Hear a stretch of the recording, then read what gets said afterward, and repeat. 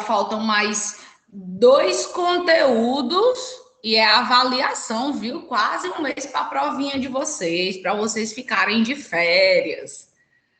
Beleza? Vamos lá, né? Qual a doença que vocês acham que é mais comum ligada à via urinária, né? Ao famoso xixi. Pode ligar o microfone e falar o que vocês acham. Qual é a principal doença que vocês acham que afeta a maioria da população quando a gente fala nessa parte do sistema urinário? Pedra nos rins. Pedra nos rins, é bem comum mesmo. O que mais? Infecção urinária. Infecção urinária é outra também muito frequente. O que mais? Tem mais alguém para dizer?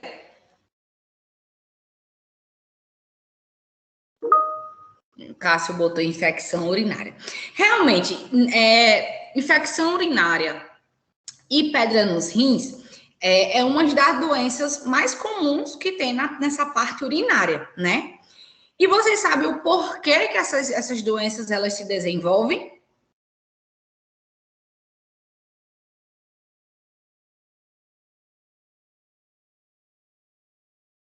Cadê vocês, meu povo? Não me deixem sozinha, não? Respondam. O que é que essas doenças têm em comum, né? Qual é o fator que a pessoa faz, né? Para que essas doenças possam se desenvolver? Tem alguma coisinha que a gente deixa de fazer no nosso estilo de vida que começa a desencadear essas doenças?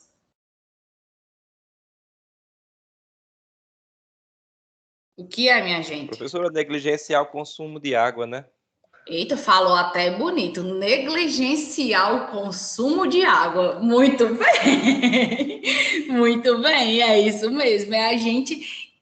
Muita gente não bebe, ou são vários fatores, né? Tem gente que é porque realmente não sente sede, tem gente que acha que quanto mais água beber, mais inchado vai ficar, né? Tem gente que é porque tem uma facilidade maior, né, de desenvolver essas doenças.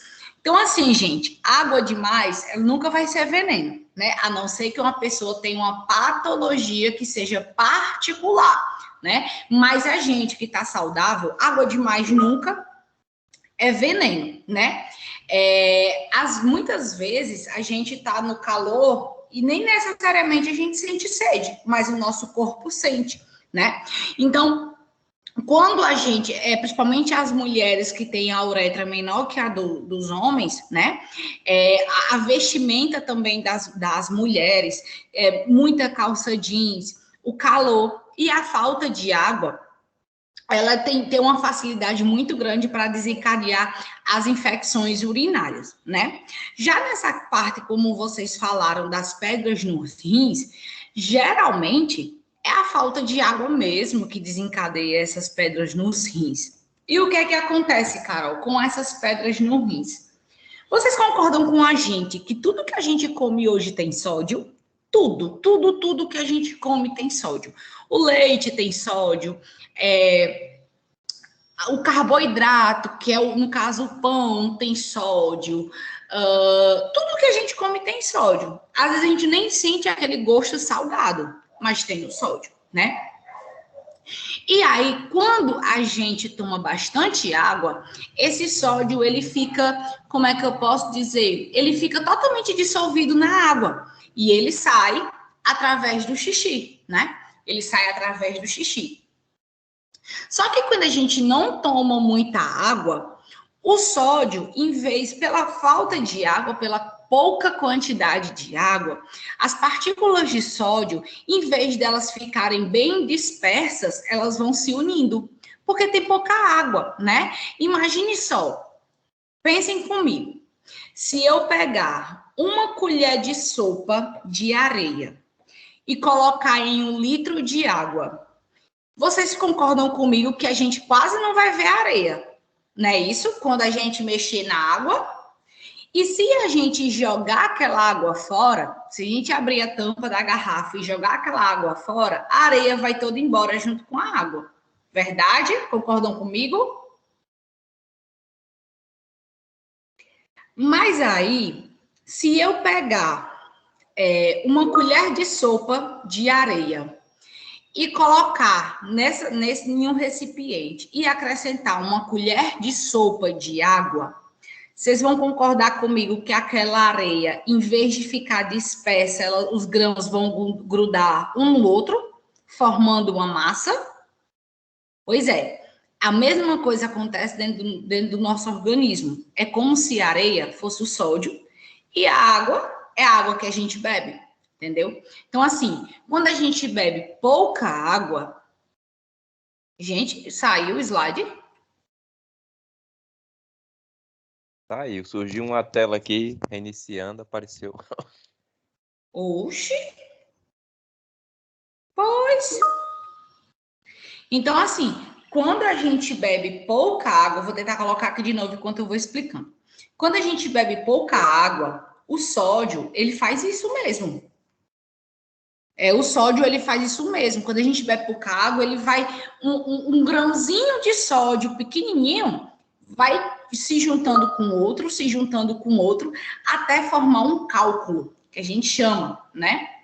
Até formar o cálculo. E aí, o que é que vai acontecer?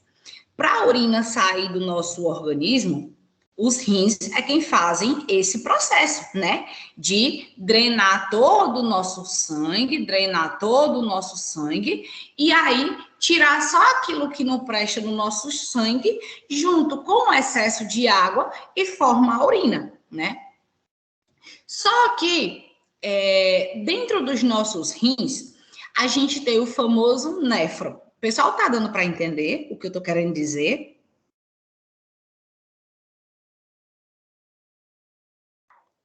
Sim, professor. Pronto. Então, os nossos rins, são eles quem filtram o nosso sangue, é eles quem purificam o nosso sangue, né? O nosso sangue passa por ele, o excesso de água e aquelas partículas que não servem mais, como ureia, amônia, creatinina, tudo aquilo que não serve mais no nosso sangue, os rins, eles captam, né?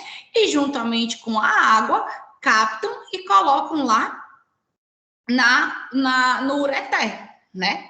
E o ureter vai passando aquele líquido que não serve mais e vai acumulando na bexiga, né?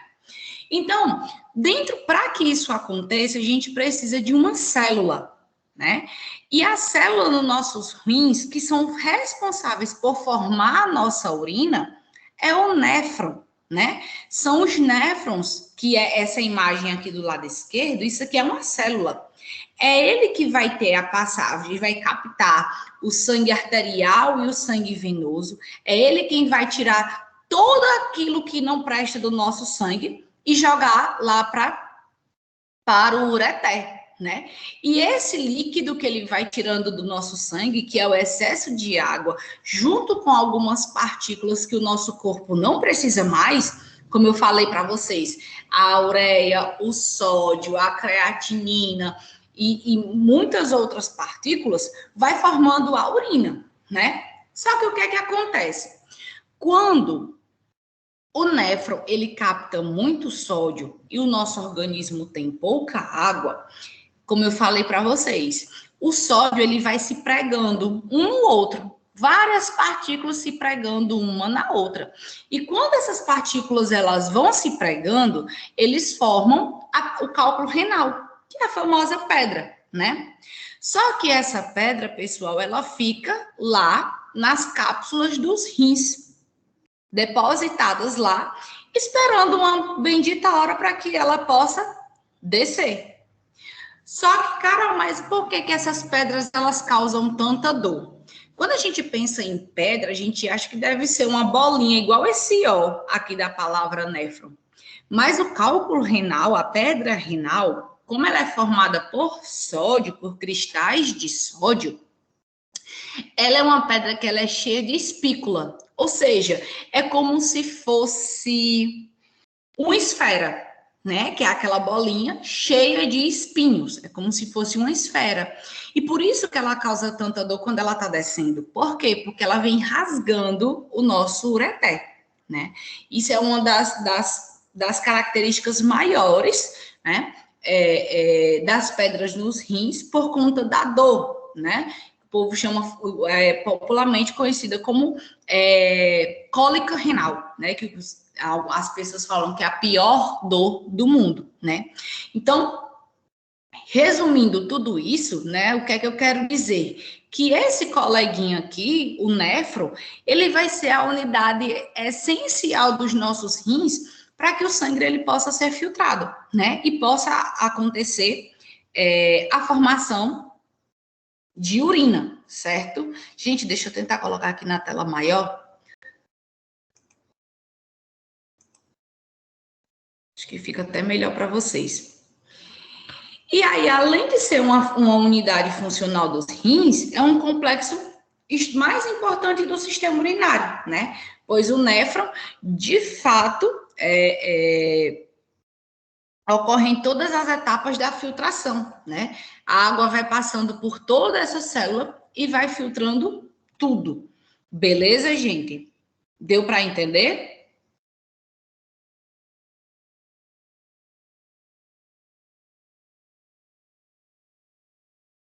Pessoal, deu para entender?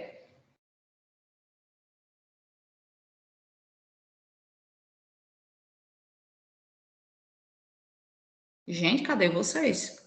Estão me escutando? Tá sim, professor. Ah, tá. Então, vamos lá. O que é a síndrome?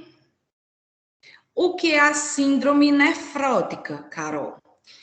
A síndrome nefrótica é o aumento da proteinúria, né? A gente tem a proteinúria, que são as proteínas,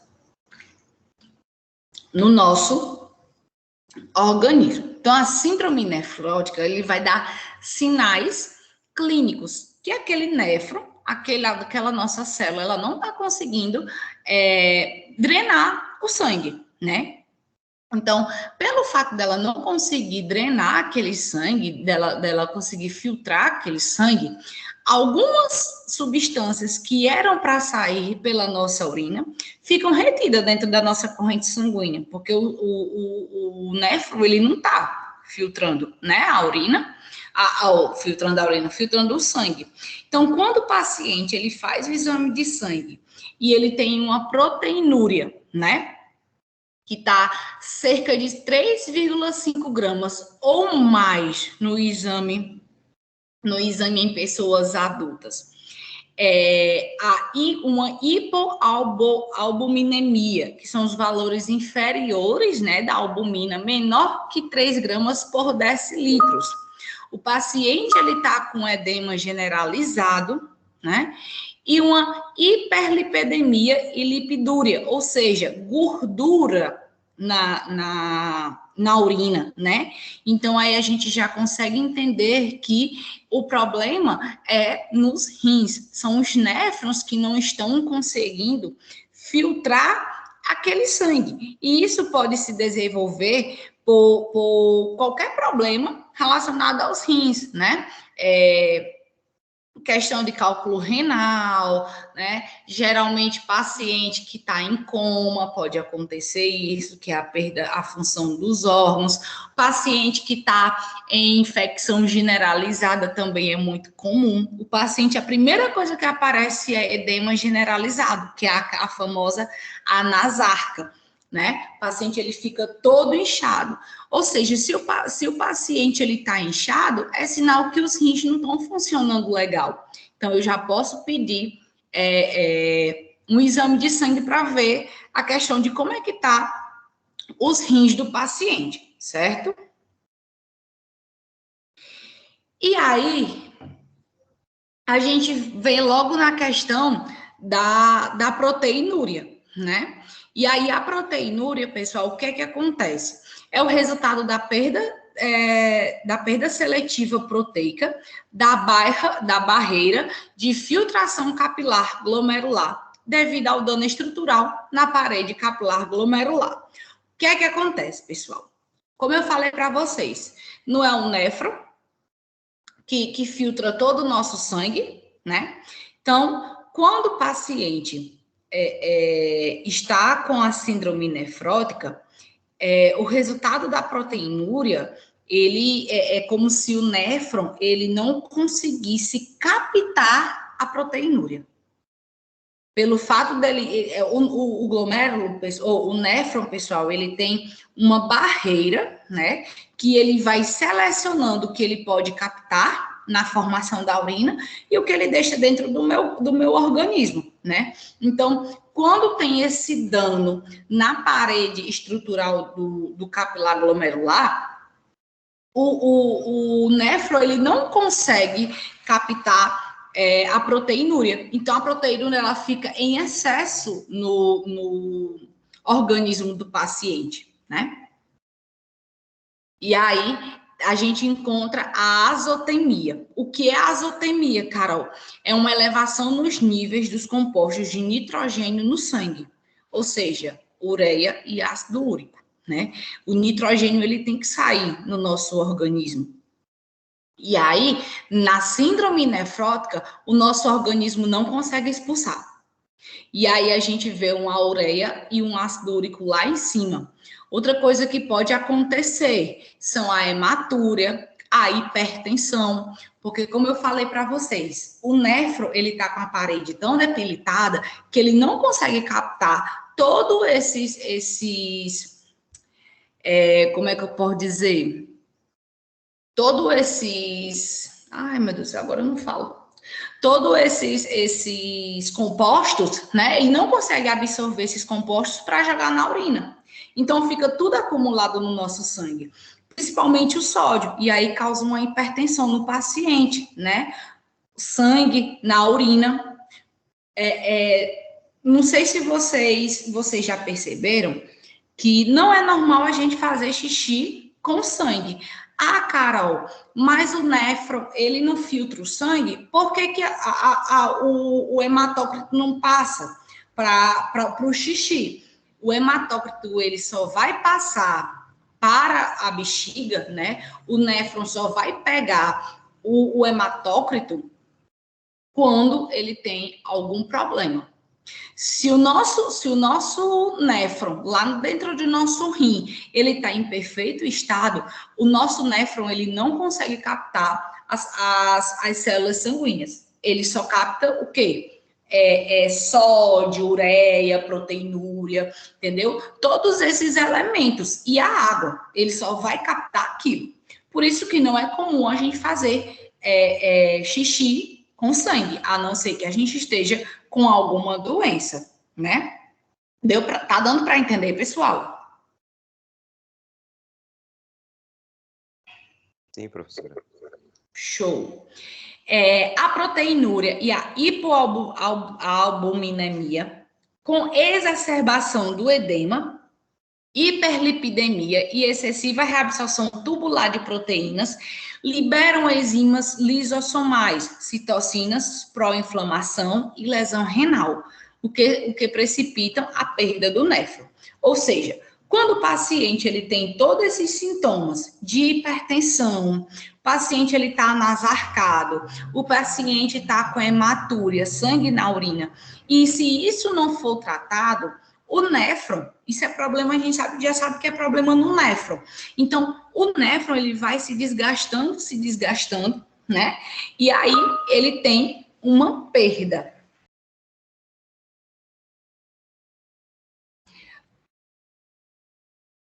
O Alisson, na verdade, não vai ser diretamente ligado a uma síndrome nefrótica. Aí a gente vai ter que avaliar, né? Porque às vezes o ácido úrico, né, a ureia em excessiva, pode ser só realmente problema de ácido úrico. Não necessariamente vai estar ligado a uma síndrome nefrótica. Geralmente, quando a gente tem síndrome, quando o paciente ele tem uma síndrome nefrótica, ele vai ter um conjunto de tudo, né? De várias sintomatologias, mas só o ácido úrico elevado não significa dizer que ele está com síndrome nefrótica, não, tá certo? Ele tem que avaliar o caso do paciente. Pode ser só ser uma crise de ácido úrico, entendeu? E aí a gente vai ter uma síndrome nefrótica primária, né, que é associada a uma lesão renal, que pode ser um cálculo renal ou um problema mesmo nos rins, ou como também pode ser uma síndrome nefrótica secundária, que muitas vezes acontece após uma infecção generalizada, tá certo? Posso passar?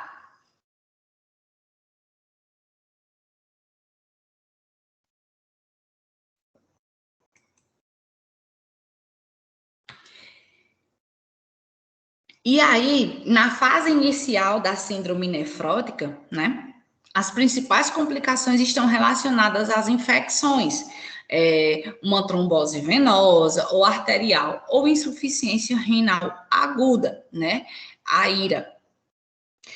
Geralmente, pessoal, a síndrome nefrótica, ela sempre vai, o paciente ele nunca vai, tipo, do nada uma síndrome nefrótica.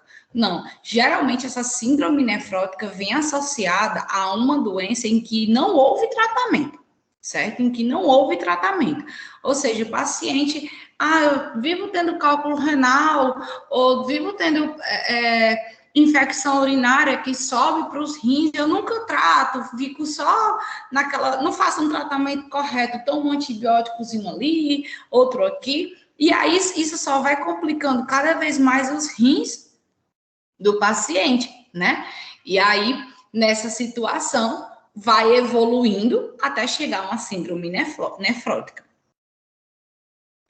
As complicações geralmente ocorrem, como eu acabei de falar, né? A indivíduos que não respondem ou não realizam a terapêutica indicada para a doença, né? Muitas vezes o paciente ele tem uma facilidade muito grande de desenvolver cálculo renal, e aí o paciente, por mais que o médico diga, você tem que tomar essa medicação, você tem que tomar bastante água, o paciente ele não toma. Simplesmente ele não toma. Então, assim, vai cada vez mais degradando ainda mais os rins, até chegar a esse ponto.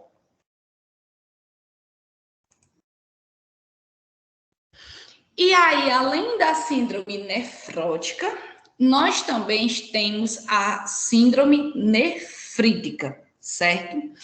A síndrome nefrítica, diferente da síndrome nefrótica, a nefrítica ela vem um quadro agudo, né? O paciente ele começa a ter hematúria, oligúria, né? Eu não sei se vocês lembram do que é oligúria, mas a oligúria é o aumento da quantidade de urina, certo? Começa a desenvolver a hipertensão, proteinúria e edema, né? Então, quando o paciente ele já está com proteinúria e edema, com uma intensidade menor, quando comparado à síndrome nefrótica. Então, primeiro o paciente ele vai ter uma síndrome nefrítica, para depois evoluir para a síndrome nefrótica. Deu para entender?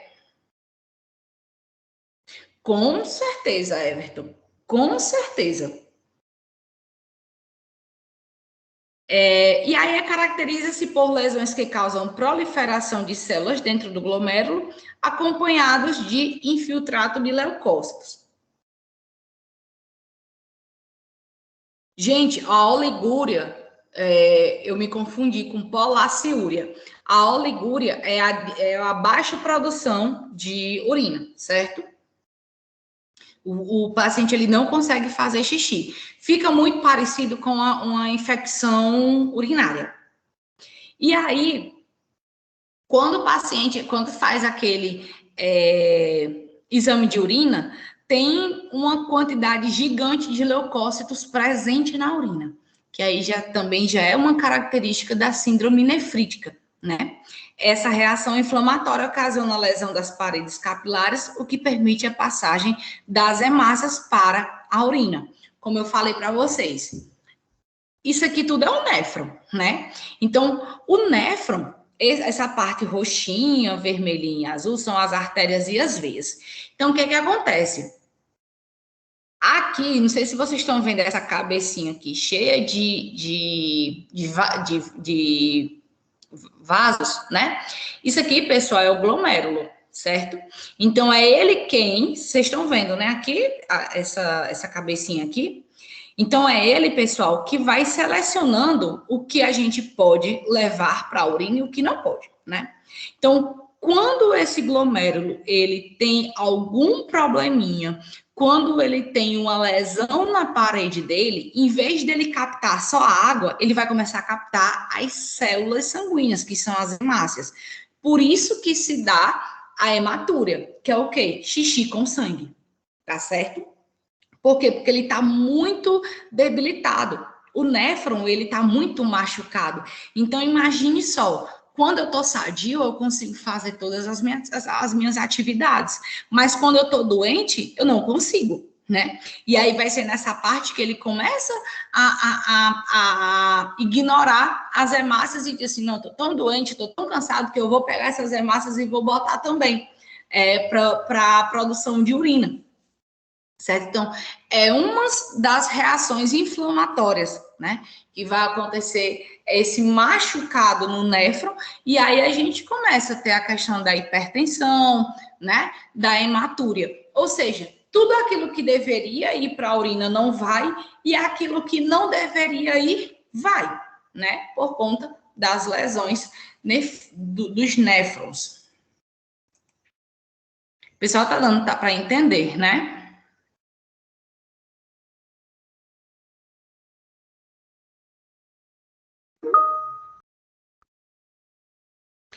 E aí, o que é que vai desencadear uma síndrome nefrítica, né?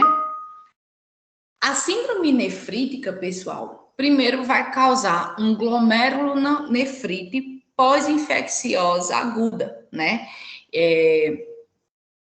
Vai ali dentro daquele glomérulo, vai começar a se acumular sais e minerais que eram para estar indo para a urina, né? Então, vai começar a ser depositada ali a ureia, a amônia, como é que eu posso dizer? O sódio, e pelo fato de ficarem depositados lá, vai começar a causar uma infecção naquele glomérulo, né? Outra causa também que pode desencadear é a nefropatia, mais comum em crianças e adultos jovens, onde acontece o depósito de IgA, né? Carol, o que é IgA?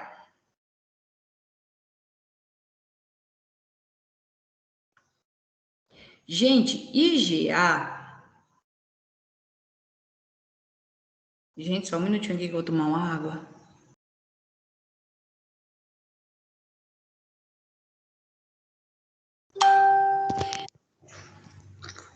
Gente, para compartilhar esse link, hein? Vixe, eu sou ruim que só no Teams, viu? É por isso que eu nem tento. Eu sou ruim que só nesse Teams.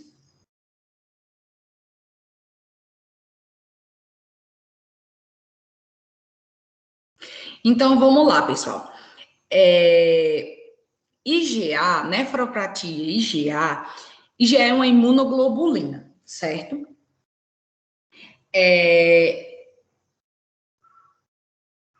Essas imunoglobulinas, como a gente falou aqui um pouquinho mais acima, vai ser, na verdade, o depósito, né, dessas imunoglobulinas, como proteinúria, como hematúria. Todas essas imunoglobulinas vai ficar depositada, né, no néfron, e aí a gente chama de nefropatia IgA. Beleza? Deu para entender, pessoal?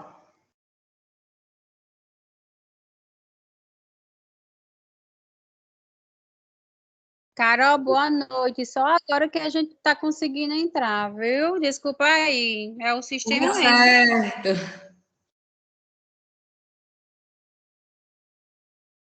Pessoal, deu para entender essa nefropatia ou vocês querem que eu repita? Só dê um reforço aí, professora, por favor. Pronto, vamos lá. Essa nefropatia IgA é uma nefropatia, porém ela vai ser um pouco parecida com a glomerulonefrite. A diferença é que a glomerulonefrite vai ter os imunos complexos dentro do glomérulo, só que ele vai causar uma infecção no glomérulo. Já a nefropatia IgA vai ser uma síndrome, certo? Só que ela vai ser uma síndrome crônica. É como se o glomérulo, né, recebesse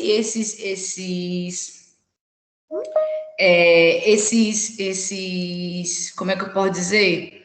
Esses imunocomplexos, só que é como se não fosse agudo, sempre tivesse ali o problema, sempre crônico. E geralmente acontece em adultos, né, jovens, ou seja, em crianças ou em adultos jovens, tipo pessoas de 20 anos, né? Afeta sempre mais os homens, né? 2 vezes mais os homens e 6 vezes mais as mulheres. E aí, esse depósito, né, dessa imunoglobulina não vai ter uma doença clínica. Por exemplo, quando acontece essa questão do depósito, o paciente ele vai ter toda essa sintomatologia, só que ele não vai ter cura, ele vai poder controlar, porque a nefropatia ela vai ser crônica. Ele pode controlar essa questão do depósito das imunoglobulinas, como eu falei para vocês, ureia, creatinina, as hemácias, porém, vai ser algo que o paciente ele vai precisar controlar, porque vai ser algo crônico, não vai ser algo agudo, entendeu? Agudo é aquilo que a gente sente uma vez na vida, crônico não, eu sempre vou ter aquilo, beleza? Beleza, Deu para professor. entender? Uhum. E a nefrite hereditária são doenças também que vão acontecer no glomérulo, só que são passadas de pai para filho, né? São hereditárias, a gente vai passando de pai para filho, vô, pai, filho, por aí vai. Vamos só recapitular aqui, né? Para vocês entenderem melhor. A glomerulonefrite, né? Vai ser causada por depósitos, certo? De imunocomplexos nos glomérulos, beleza? E vai causar uma infecção aguda. Por exemplo, tô aqui de boa, tô com as dores nas costas horríveis, quando você vai ver o meu glômerulo lá tá infeccionado. Beleza, é uma coisa. A nefropatia já vai ser algo crônico. Vai aparecer em mim quando eu for criança e vai ficar comigo para o resto da vida. Só vou precisar controlar, né? Vai ser também o depósito de imunoglobulina, né? Porém, vai ser crônico.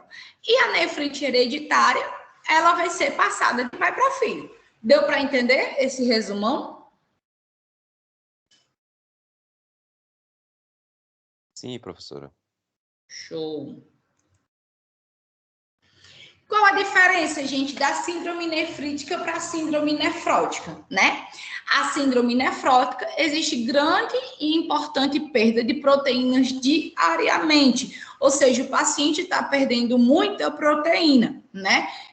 Vai sair muito no xixi, quando faz aquele exame de urina, vai sair aquela proteinúria gigante, né? Acima de 3,5 gramas por decilitros. Já na síndrome nefrítica, a perda de proteína não ocorre. Por quê? Porque na síndrome nefrítica, as proteínas elas ficam armazenadas dentro do corpo do paciente. O néfron ele não consegue absorver, sendo a principal característica a hematúria. Ou seja, lá na síndrome nefrótica, eu não vou ter sangue na urina, porém eu vou ter grande proteinúria no exame de urina. Já na síndrome nefrítica, quando o paciente ele faz o exame de urina, não tem perda de proteína, mas eu vou ter sangue na urina do paciente. E quando eu faço o exame de sangue, o hemograma, a proteinúria no sangue do paciente está lá gigante, porque o meu néfron não está conseguindo colocar aquela proteinúria para a urina. Deu para entender, pessoal?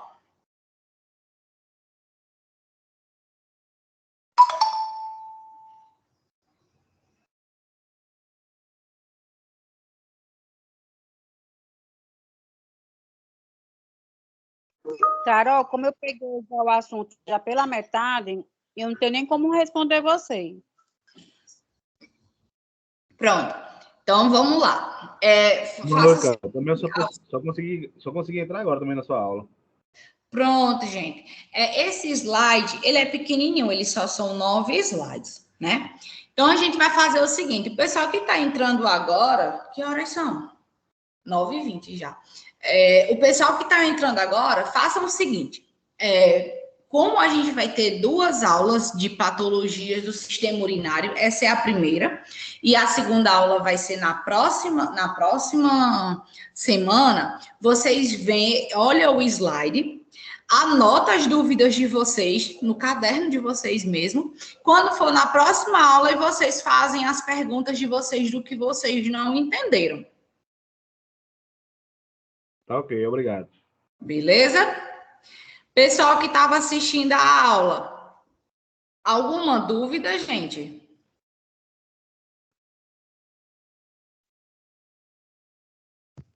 Tranquilo, professor. Tranquilo. Pronto, a aula ficou gravada, certo? Pessoal que não conseguiu entrar. Pessoal, estudem. Qualquer dúvida, gente, falem na próxima aula. Professora, eu tive dúvida nisso, eu tive dúvida naquilo. Tá certo? E aí a gente vai tirando as dúvidas de vocês. Lembrando que a gente tem essa aula de hoje, dia 4, nós vamos ter patologias do sistema urinário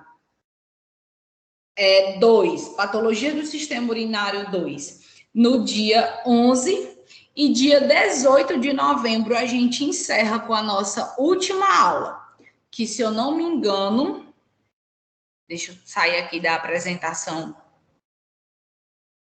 que se eu não me engano, pessoal, a nossa última aula, deixa eu olhar aqui qual é, eu acho que é sobre o sistema reprodutor, se eu não me engano. E aí, no dia 25, eu mando para vocês a última atividade de revisão. Isso, vai ser, a nossa última aula vai ser patologias do sistema genital. No dia 25, eu mando a atividade de revisão. E no dia 2 é a nossa avaliação, certo? Lembrando, pessoal, que a nossa avaliação vai ser pelo Google Forms. Eu vou mandar o link para os líderes da sala. E aí vocês fazem a avaliação de vocês. Belezinha, gente? Show de bola. Belezinha. Beleza. Pois então, pessoal, bom final de semana, certo? Gente, por que só tem 17 alunos nessa aula? Porque Não ninguém sei. estava conseguindo acessar o link pelo Teams. O Teams está um problema. E é? Tá. Desde que comecei o semestre, eu nunca consegui acessar pelo Teams. Eu só entro como convidado. Vai. Opa, vou jantar aí. Tá rolando um pratinho Maia- aí, batendo o talher. Professora. Pronto. Só entra. Beleza, então. Pois então, pessoal, bom final de semana, certo? Fiquem com Deus, estudem, anotem as dúvidas de vocês, que aí a gente tira na próxima aula, beleza? Beleza. Boa noite, pessoal. Até quinta-feira.